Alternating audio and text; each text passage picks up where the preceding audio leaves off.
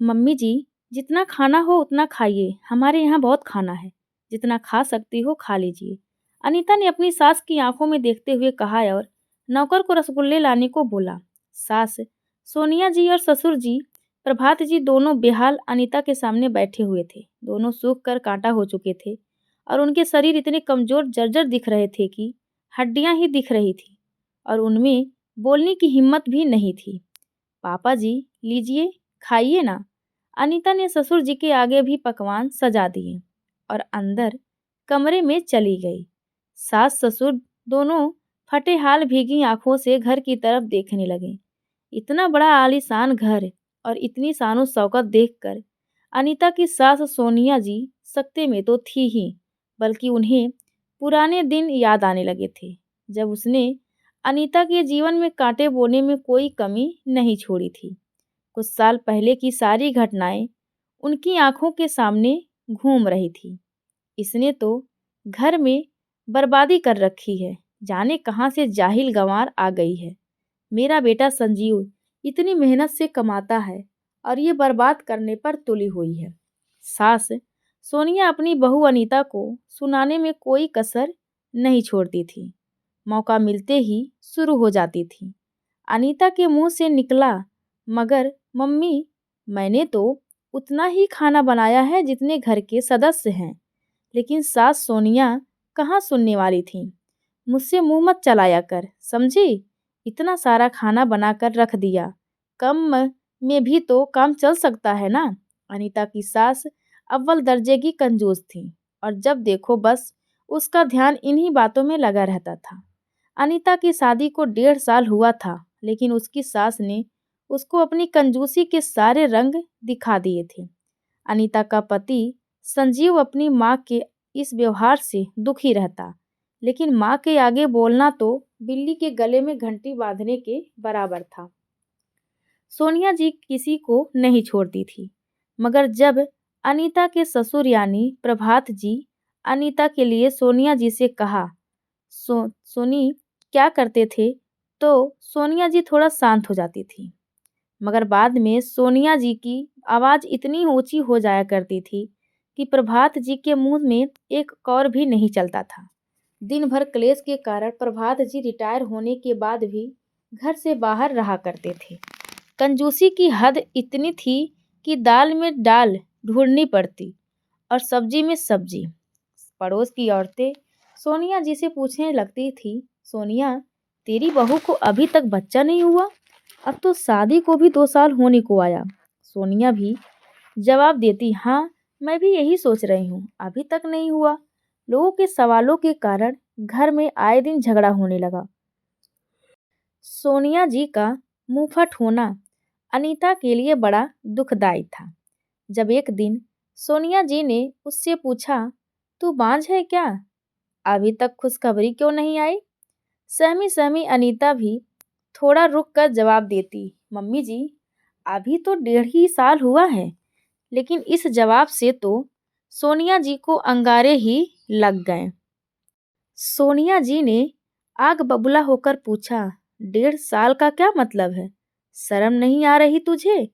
सोनिया जी के इस दहाड़ से अनीता सहम गई और चुपचाप खड़ी रही। अनीता ने सच्चाई सोनिया जी को बताई ही नहीं कि उनका बेटा संजीव अभी बच्चा चाहता ही नहीं था।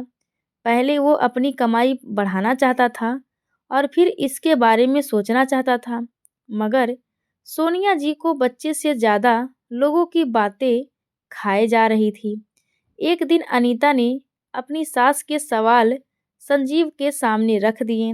संजीव, तुम्हारी मम्मी रोज मुझे ताने मारती हैं कि अभी तक खुशखबरी क्यों नहीं दी।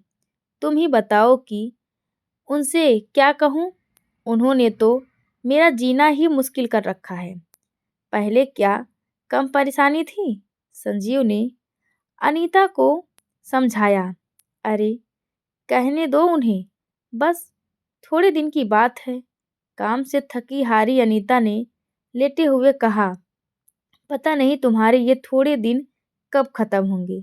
मेरी तो रोज ही गले में सांस अटकी रहती है। जाने वो बच्चा इस कंजूसी में कैसे जिएगा।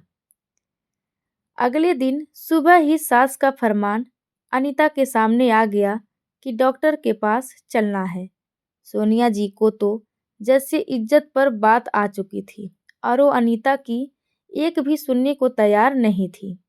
अनीता ने फिलहाल बात टालने के लिए साथ जाना ही ठीक समझा। सोनिया जी ने महिला डॉक्टर से सारे चेकअप करने के बाद सवाल किया, डॉक्टरनी जी, बच्चा हो तो जाएगा ना? डॉक्टर ने भी सोनिया जी को संतुष्टिपूर्ण जवाब दिया, अरे आप बेफिक्र रहिए, कोई प्रॉब्लम नहीं है, ये स्वस्थ हैं। लेकिन ये सुनते ही सोनिया जी ने पूछ लिया, तो अब तक क्यों नहीं हुआ?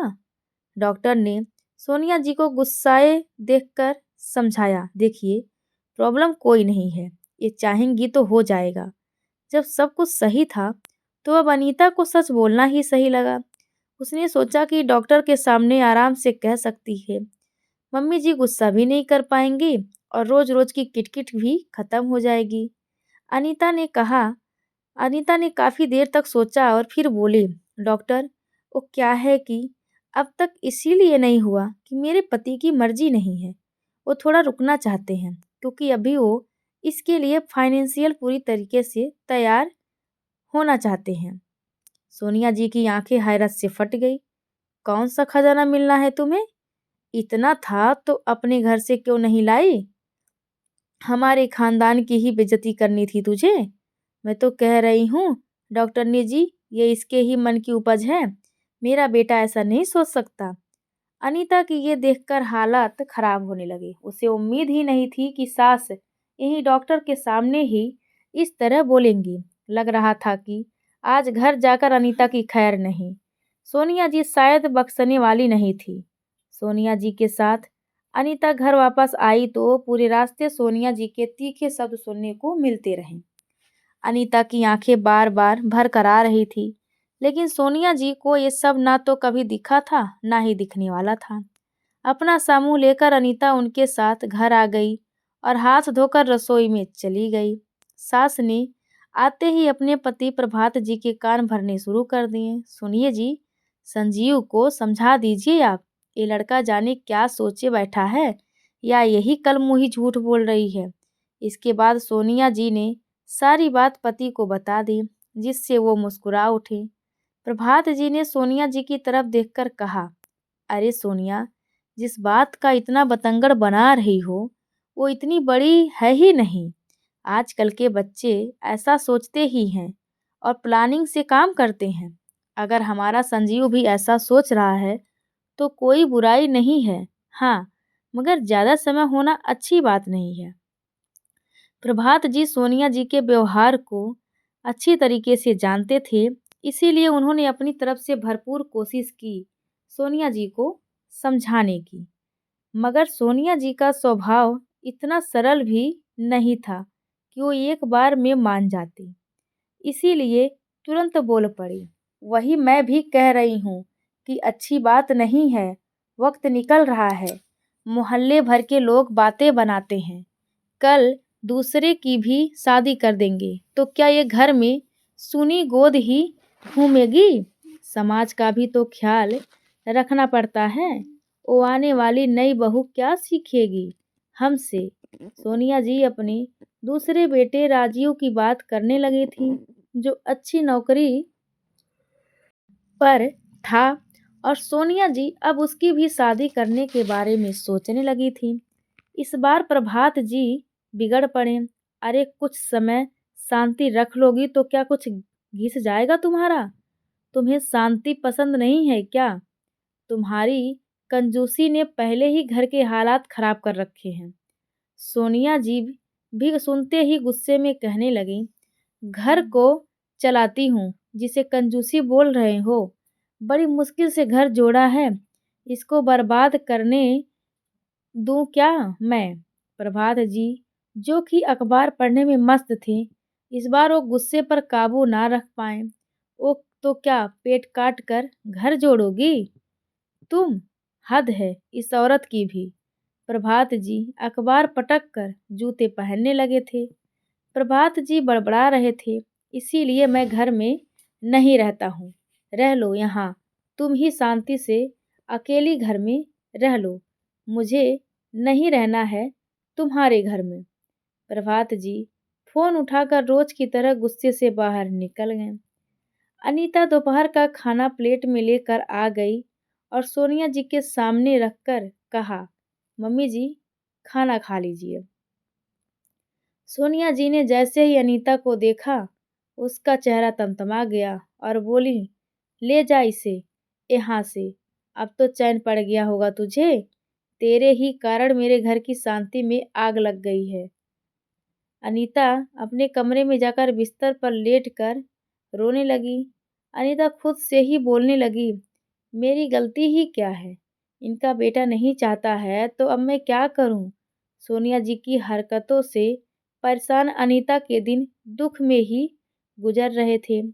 एक दिन अनीता ने सुबह उठकर कांपते हाथों से सोनिया जी की कहा, मम्मी जी, आज मेरी मम्मी और भाभी आ रही हैं। सोनिया जी ने इस मौके पर भी अनीता को ताना मारते हुए कहा, अच्छा, बेटी के घर कौन आता है? चल, आ ही रही हैं तो कह देना कि बेटी के घर खाली हाथ ना चली आएं। अनीता ये सब तो किसी तरह से सह गई, लेकिन जो उनके आने के बाद होने वाला था, उसके बारे में सोचकर ही डर डर लग रहा था। दोपहर के बाद अनीता की मम्मी अपनी बहू के साथ आ चुकी थी और सभी सोफे पर आमने सामने बैठे हुए थे। सोनिया जी बार बार उनका लाया सामान देखती और मुंह बिचका लेती, जो प्रभात जी भी देख रहे थे। प्रभात जी ने उसकी माँ से कहा, बहन जी, इतना लाने की क्या जरूरत थी? अनीता की माँ सोनिया जी की आदत जानती थी और इसीलिए बहुत सारा सामान लेकर आई थी। लेकिन उन्होंने प्रभात जी से कहा, अरे नहीं भाई साहब, बेटी के घर ऐसे ऐसे कैसे आ जाते? सब बात कर रहे थे, लेकिन सोनिया जी को नज़र बार बार अनीता की भाभी की तरफ जा रही थी। सोनिया जी ने आखिरकार मुंह से कह ही दिया, मुझे लगता है कि आपकी बहू खुशखबरी सुनाने वाली है। अनीता की माँ सोनिया जी के ऐसे सवाल से सकपका गईं, लेकिन फिर भी कहा, हाँ जी, हम अभी बस आपको बताने ही वाले थे। सोनिया जी ने अपनी आदत के अनुसार ताने देना शुरू कर दिया। हाँ, आप क्यों बताओगी हमें? आपकी बेटी तो अब तक हमें खुशखबरी दे नहीं पाई है। जाने क्या सोचकर बैठी है। अब तो मोहल्ले के लोग भी टोकते रहते हैं। हम भी क्या जवाब दें? अब तो मैं कह दूंगी कि खुद ही पूछ लो अनीता से। इस बात को सुनकर अनीता की माँ का कलेजा फटने को आ गया। कितनी बेरहम और बदतमीज है ये। बोलने की तमीज तक नहीं है। हमारी ही बेइज्जती कर रही है। अनीता की माँ अपने मन में ये सब सोचने लगी थी। अनीता की माँ ने मौका पाकर अनीता से बात की। बेटा, क्या हालत बना ली है अपनी? अपना ख्याल रखा कर। बल्कि मैं तो कहती हूँ कि अब बहुत हो गया है, तू अलग ही रह ले। अनीता ने अपनी माँ की बात से इनकार कर दिया। नहीं मम्मी, संजीव की बिना मर्जी के तो कुछ नहीं होगा। अनीता की माँ समझा कर चली गई, क्योंकि उनसे अपनी बेटी की हालत देखी नहीं जा रही थी। सोनिया जी की आदत उन्होंने कई बार देख ली थी, जो सहने के लायक नहीं थी। मगर ये अनीता ही थी जो कैसे भी बर्दाश्त कर रही थी। सोनिया जी ने अपने छोटे बेटे राजीव की शादी के लिए एक लड़के ढूंढ लिए थे, जिससे उसकी शादी करवा दी गई। लेकिन ये शादी तो अनीता के लिए मुसीबत ही ले आई थी। राजीव की पत्नी का व्यवहार अनीता के साथ बहुत ही रूखा था, लेकिन सोनिया जी के सामने अच्छी बनी रहती थी और सोनिया जी के सामने उसे नीचा दिखाने की कोशिश करती रहती थी। सोनिया जी ने उसके सामने कुछ दिन तक तो कंजूसी की, लेकिन छोटी बहू के तेवर के आगे सोनिया जी के तेवर टिक ना सके और सोनिया जी ने कंजूसी करना बंद कर दिया। लेकिन अनीता अब उसकी आंखों में खटकने लगी थी। उनकी कंजूसी अनीता के साथ पहले जैसे ही चलती रही। अनीता को ना तो पेट भर का खाना देती, ना ही ठीक से कपड़े। संजीव भी अपनी माँ से तंग आ चुका था। संजीव अनीता की मदद करता तो सोनिया जी ताने सुना सुनाकर घर में हंगामा खड़ा कर देती। सोनिया जी अक्सर ही अनीता को कह दिया करती, पहले उसके जैसा लेकर आजा अपने घर से, फिर मनचाहा करना। शादी के 4 महीने बाद ही छोटी बहू तनुजा गर्भवती हो गई, जिसके कारण मुसीबतों का पहाड़ अनीता पर टूट पड़ा। सोनिया जी ने इस खुशखबरी के बाद अनीता को आड़े हाथों में ले लिया और जी भरकर सुनाया, मुझसे झूठ बोल रही थी, बांझ है, तभी तो अभी तक बच्चा नहीं हुआ। छोटी बहू को देखो, कम से कम इसने तो इज्जत रख ली खानदान की। प्रभात जी ने सोनिया को तुरंत कहा, कुछ तो शर्म करो सोनिया, दोनों में तुलना कर रही हो, याद रखना कि घर में एक खटास के बीच तुम ही बो रही हो। सोनिया जी ने अनीता को तुरंत अल्टीमेटम दे दिया, इसे कभी कुछ नहीं कहते, दोनों मियाँ बीवी झूठ बोलते हैं। देख बड़ी बहू, अगर अगले महीने खुशखबरी नहीं सुनाई तो अपना दूसरा ठिकाना ढूंढ लेना। प्रभात जी दांत पीसकर रह गए। क्या कर सकते थे, बहू का साथ देने पर घर में जबरदस्ती लड़ाई होती। संजीव के शाम को आते ही अनीता ने सारी बात बताई। अनीता ने रोते रोते संजीव से कहा, एक तो मुझ पर एक काम इतना आ गया है, ऊपर से तनुजा के कारण मुसीबतें बढ़ती जा रही है, मुझसे अब सहन नहीं होता। संजीव से अनीता का दुख देखा नहीं गया। मैं माँ से अभी बात करता हूँ, आज बात होकर रहेगी, चाहे कुछ भी हो जाए। संजीव अपनी माँ के सामने जाकर गुस्से में बोला, माँ, आप अनीता के साथ ये सब अब बंद करो, ऊपर से बच्चे का दबाव बना रखा है, दिन भर उसे ताने देती हो, लेकिन वो बेचारी चुपचाप सह जाती है, तो इसका मतलब ये नहीं कि आप करती जाओगी। सोनिया जी संजीव को अनीता की तरफ से बोलते देखकर भड़क उठी। आज इस अनीता को ही देखती हूँ, इसने जीना हराम कर रखा है, मोहल्ले वाले, रिश्तेदार सभी में बेइज्जती करवा रखी है, और आज तेरे कान भी भर दिए। संजीव ने फिर अनीता का पक्ष लेकर कहा, माँ, उस पर इल्जाम लगाना अब बंद कर दो, वो वही करती है जो मैं कहता हूँ। सोनिया जी संजीव की बात सुनकर आग बबूला होकर दंदनाती हुई अनीता के कमरे में पहुंची। नहीं चाहिए मुझे ऐसी बहू जो मेरे बेटे को ही मुझसे अलग कर दे, आज इसी को बाहर फेंकती हूँ मैं। उसने घर को सिर पर उठा लिया था, जिसे अनीता समझ ही नहीं पाई कि अचानक क्या हुआ है। प्रभात जी ने आकर बात को दबाने की कोशिश की। सोनिया, बस करो, इसके पीछे पड़ी रहती हो। सोनिया अपने पति के बोलने से और भी गुस्से में आ गई और कहने लगी, तुमने एक शब्द भी बोला तो इसके साथ तुम्हें भी बाहर फेंक दूंगी, समझे? चल बाहर निकल। सोनिया जी ने अनीता का हाथ पकड़कर बाहर घसीटा तो संजीव ने बीच में आकर हाथ छुड़ाया, लेकिन सोनिया जी को ये भी बर्दाश्त नहीं हुआ और उसने अनीता के गाल पर कसकर थप्पड़ मार दिया। प्रभात जी और संजीव दोनों देखते ही रह गए। छोटी बहू तनुजा ने बीच में आकर कहा, दीदी माफ़ी मांग लो ना, गलती की माफ़ी मांगने में ही हर्ज ही क्या है।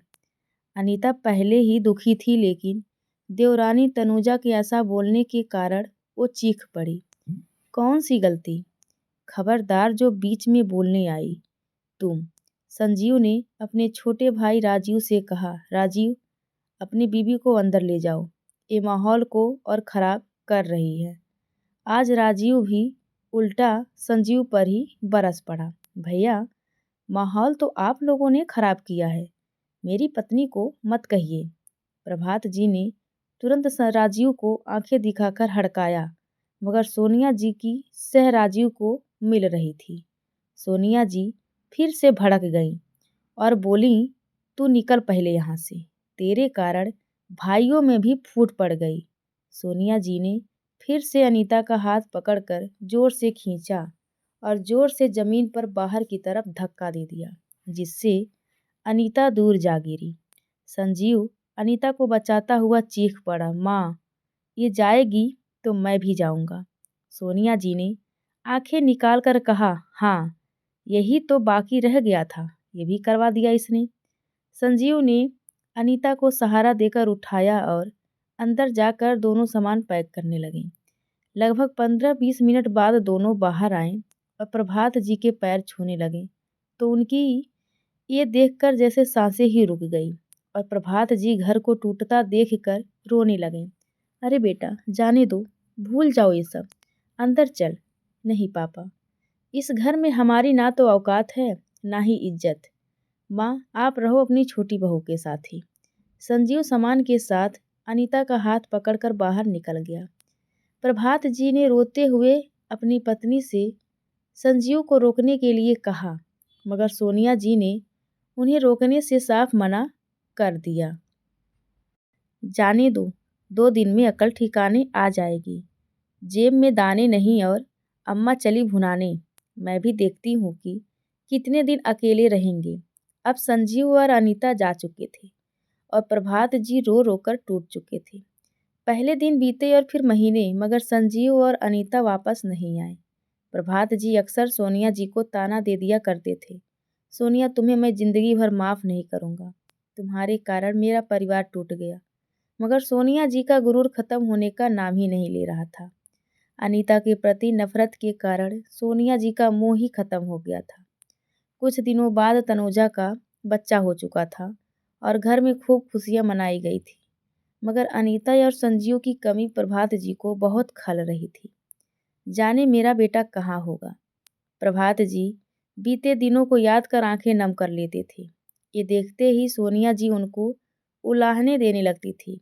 तनुजा का बच्चा अब 2 महीने का हो चुका था और तनुजा के रंग ढंग बदलने लगे थे। धीरे धीरे उसने घर पर अपना कब्जा जमा लिया था। प्रभात जी ने तो बहुत पहले ही सब छोड़ दिया था, लेकिन सोनिया जी ने पोते के मोह में तनुजा को धीरे धीरे जिम्मेदारी सौंपी तो तनुजा का असली रंग बाहर आ गया।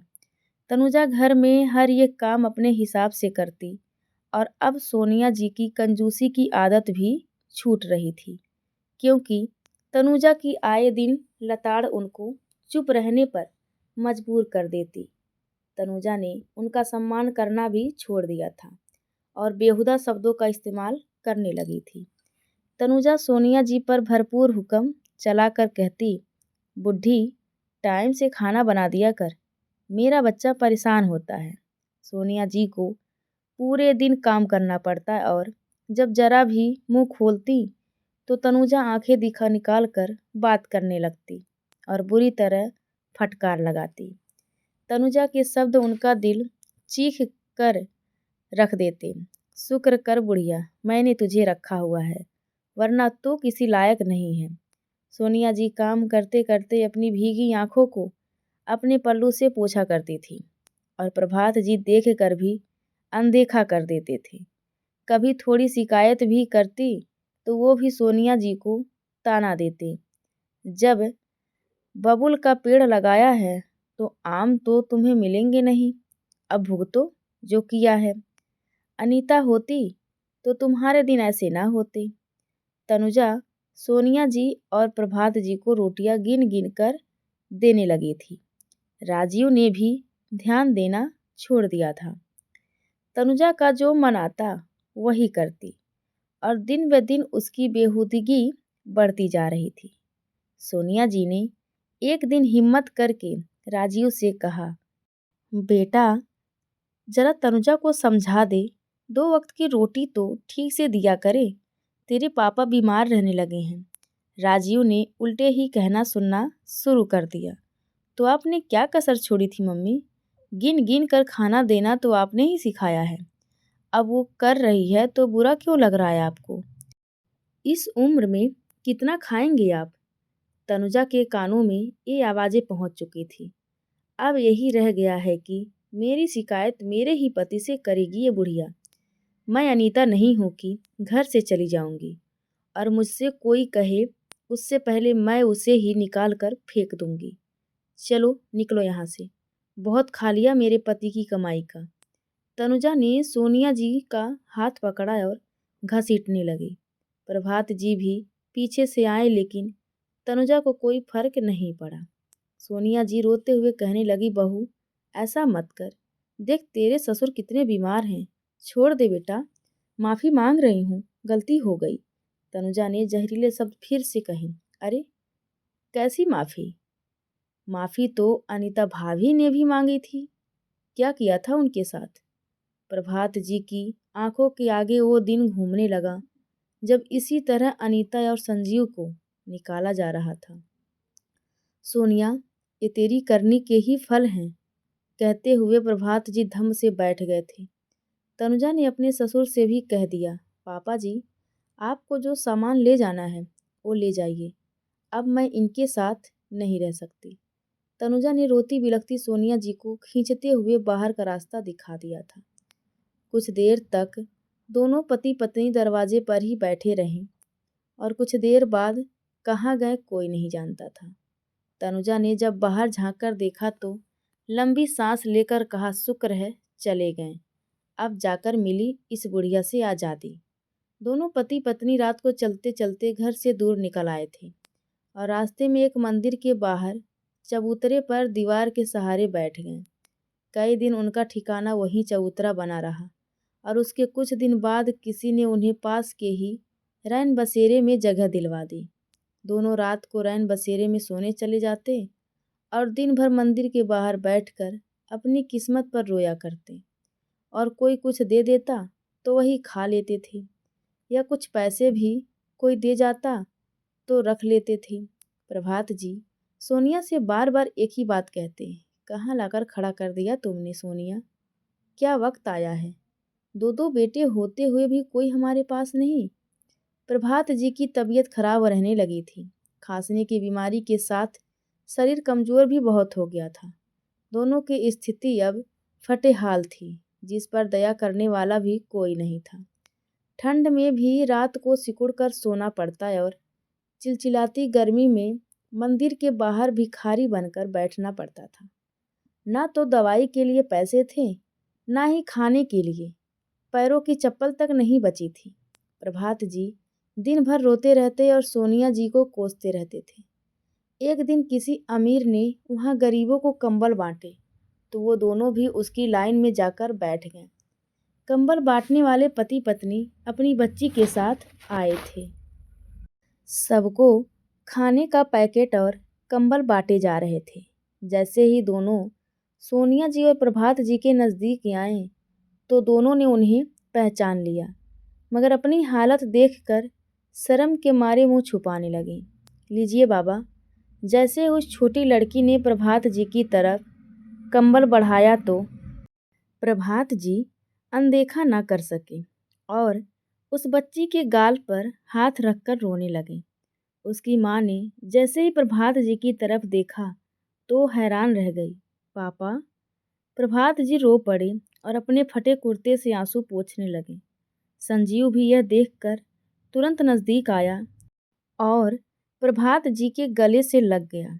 अनीता खड़ी रो रही थी कि तभी उसकी नज़र प्रभात जी के बगल में बैठी सोनिया जी की ओर गई, जो कि अनीता से नज़र छुपाने के लिए अपने पल्लू में मुंह छुपा रही थी। अनीता ने तुरंत देखते ही सोनिया जी को पुकारा, मम्मी। उसने तुरंत सोनिया जी को गले से लगा लिया। सोनिया जी ने रोते रोते कहा, बेटा मेरे कपड़े गंदे हैं, बीमार भी हूँ, तुझे बीमारी लग जाएगी। अनीता ने सोनिया जी की आंखों में देखते हुए कहा, मम्मी आपको देखकर मुझे बहुत दुख हो रहा है। क्या हालत हो गई है, हमने ऐसा बिल्कुल नहीं सोचा था। आप घर चलिए। अनीता और संजीव समझा बुझाकर अपने माता पिता को घर लेकर चले गए। उनकी गाड़ी से उतरते ही प्रभात जी और सोनिया जी इतना आलीशान घर देखकर देखते ही रह गए। कांपते कदमों से अंदर घुसे तो आंखें फटे ही रह गई। इतना बड़ा घर, साज सजावट देखकर सोनिया जी को शर्म भी आई। जिन सब चीज़ों के लिए उसने अनीता को इतना भला बुरा कहा था, वो सब आज अनीता के दामन में था। उसकी एक प्यारी सी बच्ची भी। आज सोनिया जी को इतने बड़े घर में अनीता एक रानी की तरह लग रही थी। प्रभात जी ने बहू के सामने हाथ जोड़े, बेटा हमें माफ़ कर दो। अनीता ने तुरंत प्रभात जी के हाथ पकड़ लिए। नहीं पापा, ऐसा मत कीजिए। सोनिया जी प्रभात जी को देखकर आंखों में आंसू भर लाई और अनीता से कहने लगी, बेटा माफ़ी तो मुझे मांगनी चाहिए और मैं उस लायक भी नहीं हूँ। बहुत बुरा किया, तुम्हारी ज़िंदगी बर्बाद कर दी, अपने ही बहू बेटे के जीवन में कांटे बो दिए। सोनिया जी बुरी तरह से रो रही थी और संजीव ने माँ माँ कहते हुए उसे गले से लगा लिया। सोनिया जी को हिम्मत ने अच्छा झटका दिया था, जिससे उसे इतनी अकल तो आई थी कि आज माफ़ी मांग रही थी। भगवान ने इसी का बदला दिया जब आज कितने समय बाद वो जी भरकर खाना खा रही थी। बाद में अनीता ने दोनों को जी भरकर खाना खिलाया और कपड़े लाकर दिए, जिससे सोनिया जी को अपने कंजूसी वाले दिन याद आ गए, जब उसने अनीता को दाने दाने को मोहताज होने को मजबूर कर दिया था।